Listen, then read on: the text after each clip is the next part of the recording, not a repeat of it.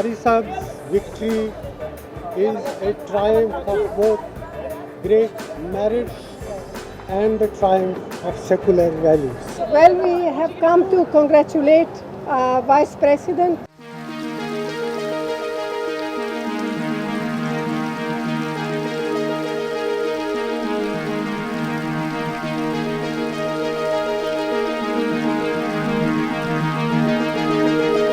माननीय सभासदों, माननीय सभापति जी,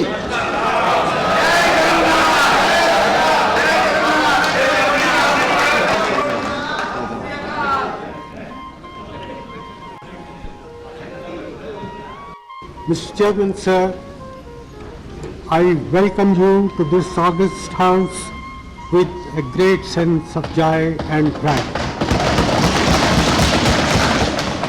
Mr. Chairman, sir,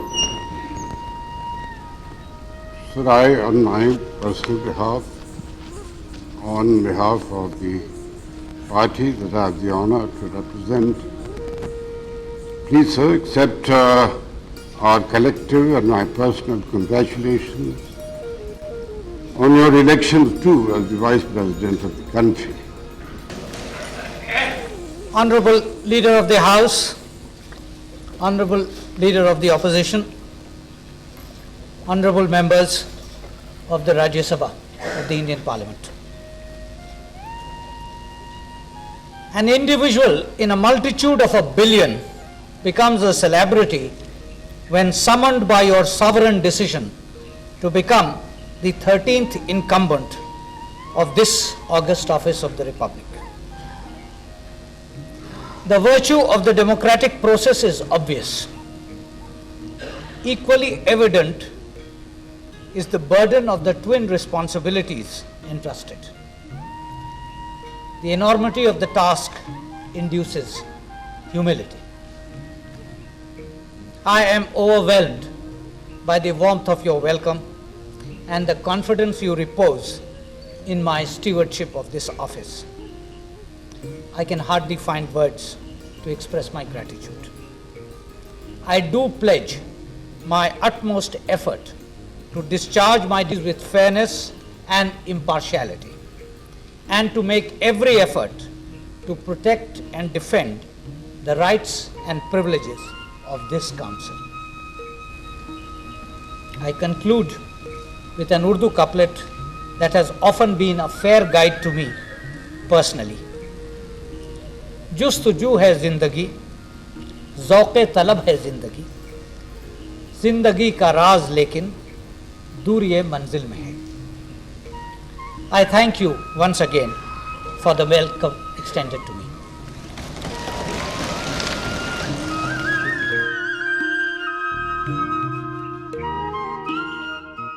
It was a tenure that began with a promise that was well kept, and in the end earned a rare second innings for Mohammad Hamid Ansari to be the Vice President of India for yet another term. It's an honor so rare that he is in the sole company of his illustrious predecessor, Dr. Sarvepalli Radhakrishnan, the first Vice President of the Indian Republic. Whereas Dr. Radhakrishnan was entrusted with the onerous task of evolving parliamentary procedures to respond to the aspirations of a newly independent nation, Hamid Ansari too has a daunting task ahead. With the experience of 5 years as the chairman of Rajya Sabha, he would be expected to guide the upper house of parliament to respond to the expectations of a resurgent India. A scholar, an accomplished diplomat, and a noted student of Nehruvian thought, Hamid Ansari is well equipped to contribute to what Nehru called as India's tryst with destiny. Born on 1st of April 1937 in Kolkata, Ansari comes from a distinguished political family of Ghazipur in Uttar Pradesh. His granduncle Mukhtar Ahmad Ansari was the president of All India Congress Committee during the freedom struggle in 1927. He was also the founder member of Jamia Millia Islamia. His father, Mohammad Ansari, was also a freedom fighter who was jailed during the independence movement. I come from a family of freedom fighters. My father was in the forefront of the independence struggle. My uncle Faridul Haq was Secretary General of the Praja Socialist Party and was elected to the 2nd Lok Sabha. Ansari's father was a superintendent with Indian Insurance Company. It was a transferable job, so the young Hamid had to change his school frequently. His elementary education was in his ancestral village in Ghazipur and finally settled in St. Edward's School in Shimla. उनके father यहाँ पर transfer होके आए थे. उनके father यहाँ general insurance company government of India 1949 में आए थे और यहाँ पर वो उनका एडमिशन हुआ था क्लास 6th में. A promising student, Hamid was academically brilliant, excellent in sports and an avid reader. But nothing could beat his love for cricket.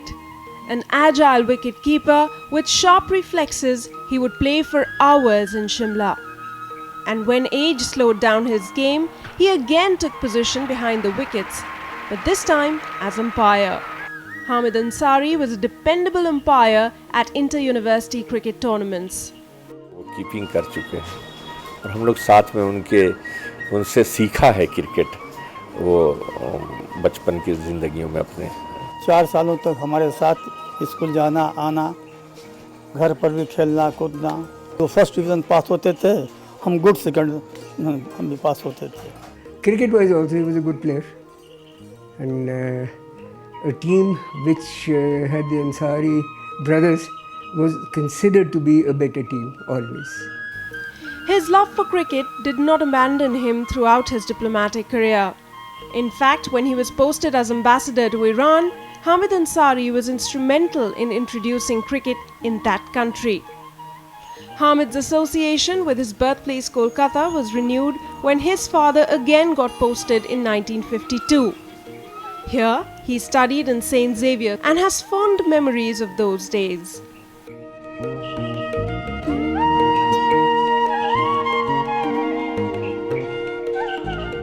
In 2008, the Vice President Hamid Ansari revisited his school after 53 long years.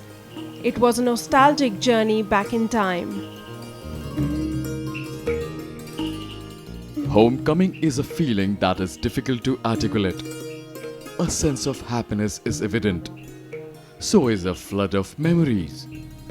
I returned to St. Xavier's to express my gratitude to the college that initiated me in disciplines which became a lifelong passion.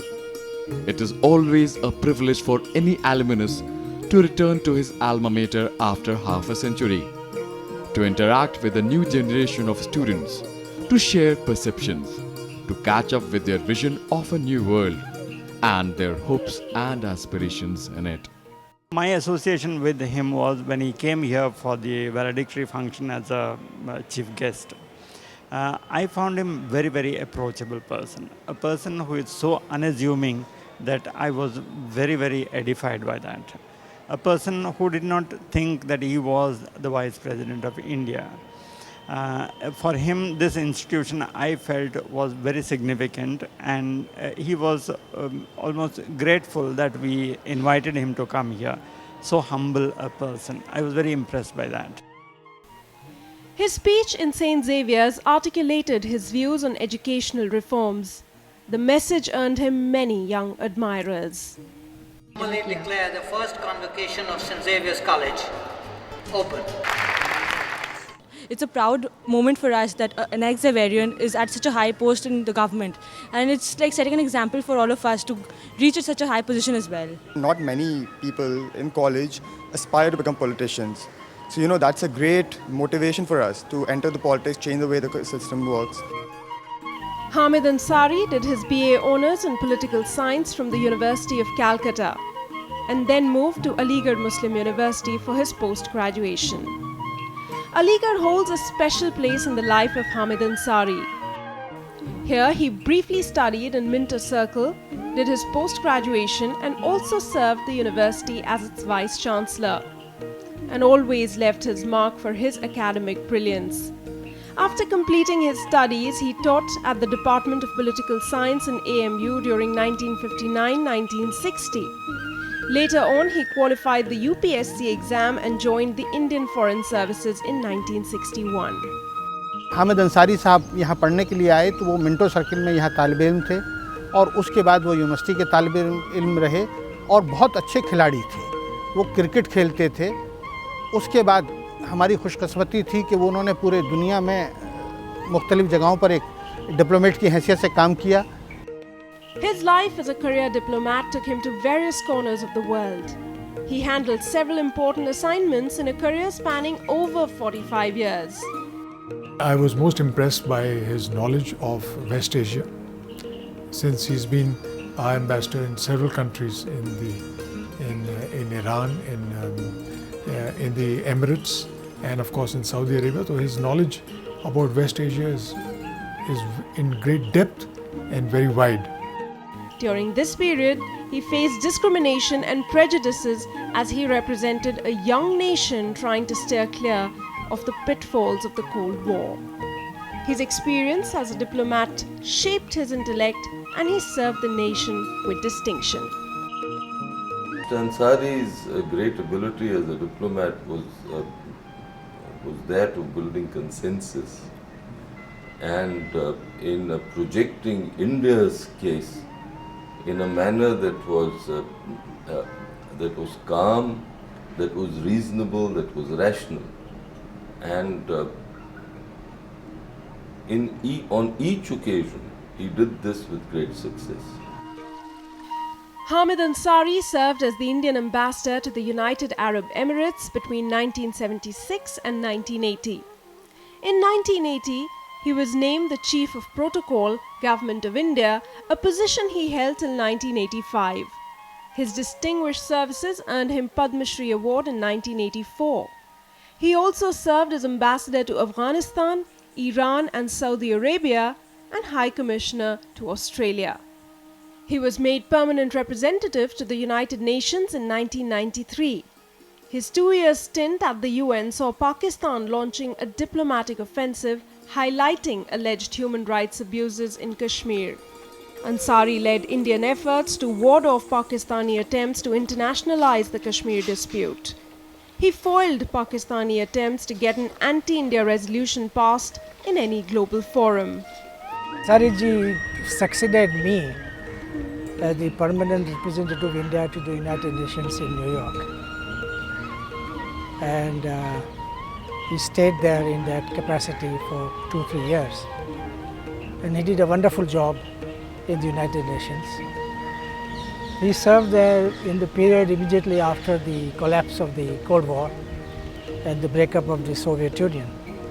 So it was not an easy period, a rather complex and difficult and delicate period because India lost the Soviet Union, which was a good friend of India over the years.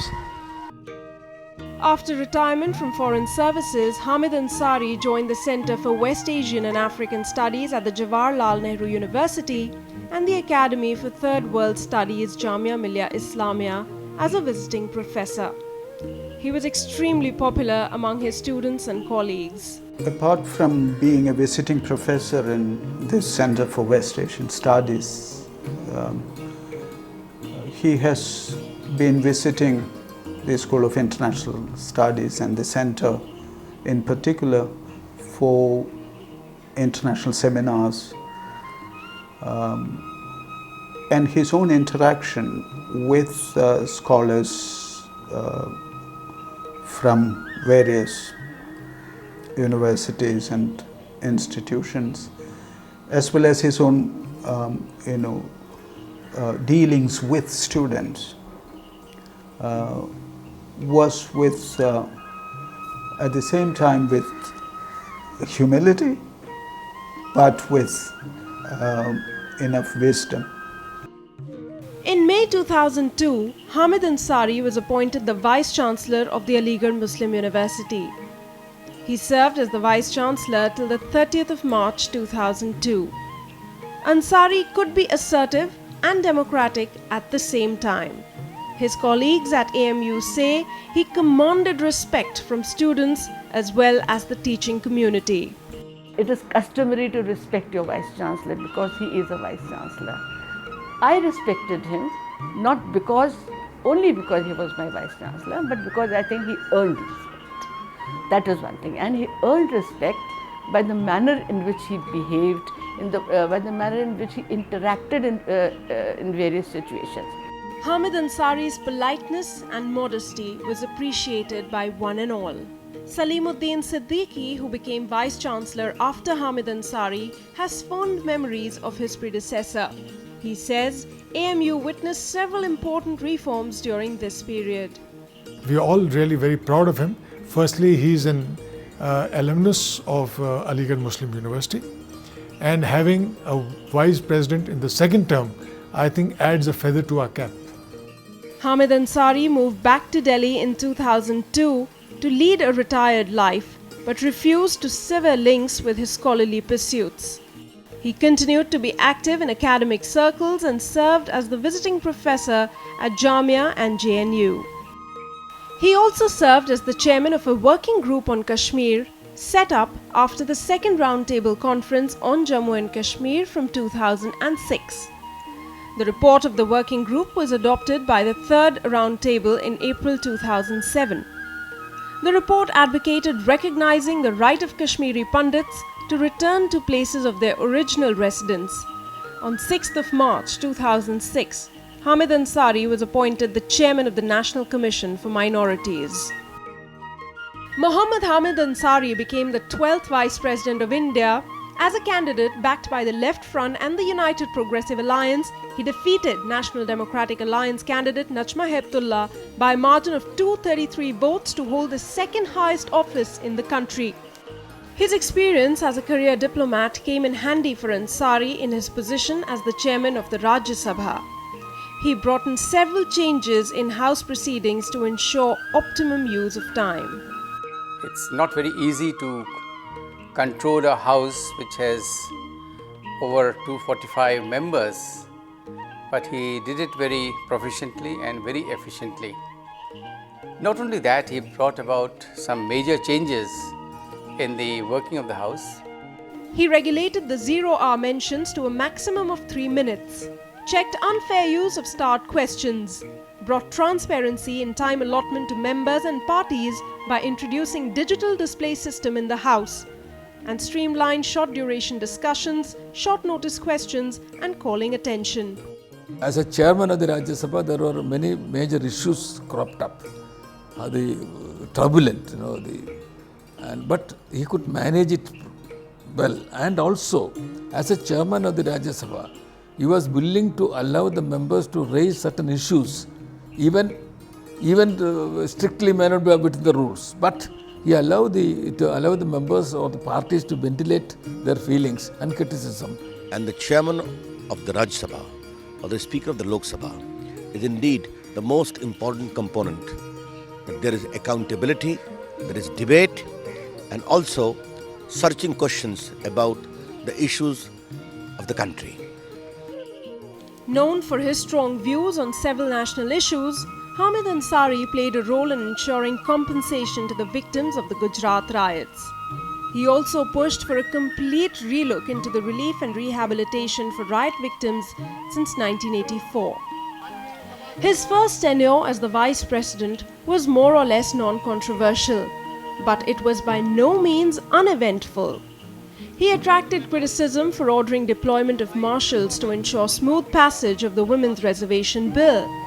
He did not succumb to the pressure built up by the civil society and the media on the Lokpal Bill, drawing angry criticism from several fronts. Though he tends to avoid unnecessary media glare, Hamid Ansari never stopped short of airing his views on important matters in public. During his first tenure, he conducted himself in a graceful manner, bringing dignity to the office of the Vice President.